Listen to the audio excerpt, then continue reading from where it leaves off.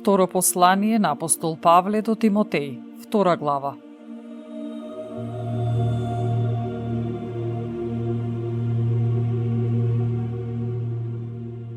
Чедо мое, зајакнувај во благодата што ти е дадена од Христос Исус, и се што си чул од мене пред многу сведоци, предај го на верни луѓе кои се способни и други да научат. Па така, поднесувај ги страдањата како добар војник на Исус Христос, зашто никој кој служил како војник не се вплетува во работите на секојдневниот живот, за да му угоди на својот војсководач. А ако пак некој се надпреварува, нема да добие венец, доколку не се борил според правилата. Земјоделецот што се труди прв треба да вкуси од плодот. Размисли што ти зборувам и Господ ќе ти даде да разбереш се.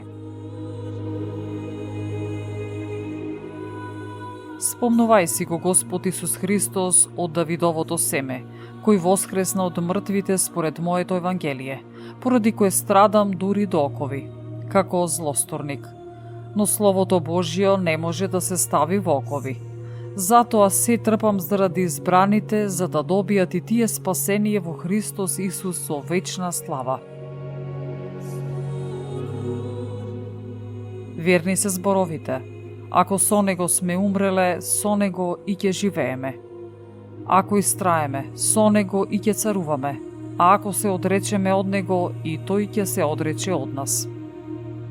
Ако не сме верни, тој останува верен, бидејќи сам себе не може да се одрече.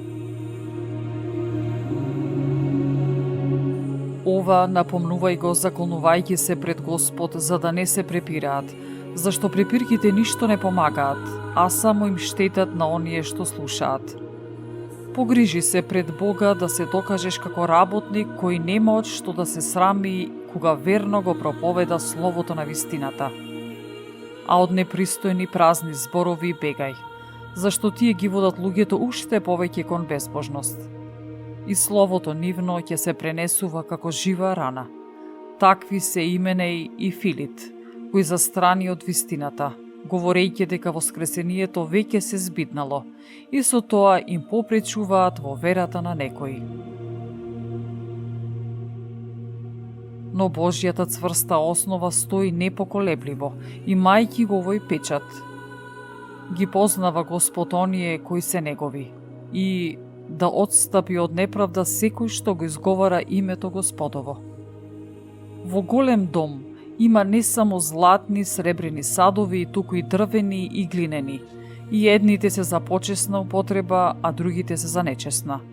И така, ако некој се очисти од тоа, тој ќе биде сад за почест, осветен, приспособен за употреба на Господарот и приготвен за секое добро дело.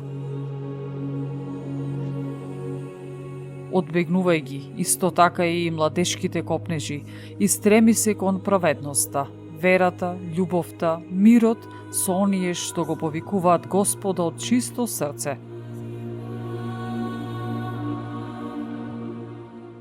Глупави и празни расправи избегнувај, знај дека тие породуваат кавги. А слугата Господов не треба да влекува во расправи, туку да биде кроток кон сите, способен да поучува и да поднесува зло. Со кротост да ги превоспитува противниците, за да би можел Бог да им даде покаяние, за да ја познаат вистината и да се ослободат од мрежата на ѓаволот кој ги уловил живи, за да ја исполнуваат неговата волја.